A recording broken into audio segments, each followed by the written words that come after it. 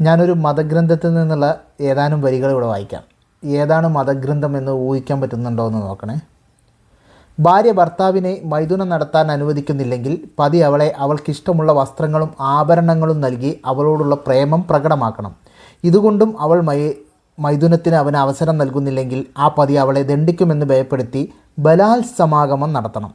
ഇതും സംഭവമില്ലെങ്കിൽ ഞാൻ നിന്നെ ശപിച്ച് വന്ധ്യയാക്കും എന്ന് പറഞ്ഞ് ഞാൻ എൻ്റെ യശസ്വരൂപനായ ഇന്ദ്രിയത്താൽ നിൻ്റെ യശസ്സിനെ തട്ടിയെടുക്കുന്നു എന്ന മന്ത്രം ചൊല്ലണം. ഇതോടുകൂടി ഈ പത്നി ദുർബലയാവുകയോ വന്ധ്യയാവുകയോ ചെയ്യും. ഇത് ഏത് മതഗ്രന്ഥത്തിലുള്ളതാണ്? നമ്മളെ ഖുറാൻ.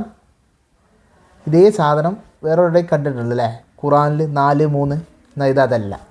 ഇത് നമ്മളുടെ ബൃഹദാരണ്യക ഉപനിഷത്തിൽ പറയുന്നതാണിത്.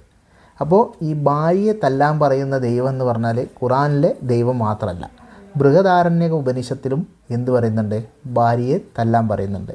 ഭാര്യ മൈഥുനത്തിന് അനുവദിച്ചിട്ടില്ലെങ്കിൽ അവളെ തല്ലുമെന്ന് പറഞ്ഞ് പേടിപ്പിക്കണം എന്നാണ് ഈ തർജ്ജമയിൽ പറയുന്നത്. സത്യത്തിൽ തല്ലാൻ തന്നെയാണ് പറയുന്നത്. എന്നിട്ടും സംഭവിച്ചിട്ടില്ലെങ്കിൽ അവളെ ബലാത്സംഗം ചെയ്യണം എന്നാണ് പറഞ്ഞത്. ബലാത്സംഗത്തിനും കിട്ടിയിട്ടില്ലെങ്കിൽ അവളെ ശപിച്ച് വന്ധ്യയാക്കണം എന്നാണ് പറഞ്ഞത്. ഇതാണ് നമ്മുടെ ആർഷഭാരത പാരമ്പര്യത്തിലെ മഹത്തായ ബൃഹദാരണ്യക ഉപനിഷത്ത്. അഹം ബ്രഹ്മാസ്മി എന്നുള്ള സാധനമൊക്കെ പറഞ്ഞ അതേ ഉപനിഷത്തല്ല. അതേ സാധനത്തിലാണ് ഈ ഭാര്യയെ ബലാത്സംഗം ചെയ്യണം, അതായത് മൈഥുനത്തിന് സമ്മതമല്ലാത്ത ഭാര്യയെ ബലാത്സംഗം ചെയ്യണമെന്ന് പറയുന്നതും ഇതേ സാധനത്തിലാണുള്ളത്. അപ്പോൾ എല്ലാ മതങ്ങളും എന്താണ്? സ്ത്രീകളുടെ ശവപ്പറമ്പാണെന്ന് നമ്മൾ പറയുന്നത് ഇതുകൊണ്ടാണ്. ഓക്കെ. അപ്പോൾ ഈ ഖുറാൻ മാത്രമല്ല ഭാര്യയെ തല്ലണം എന്ന് പറയുന്നത്.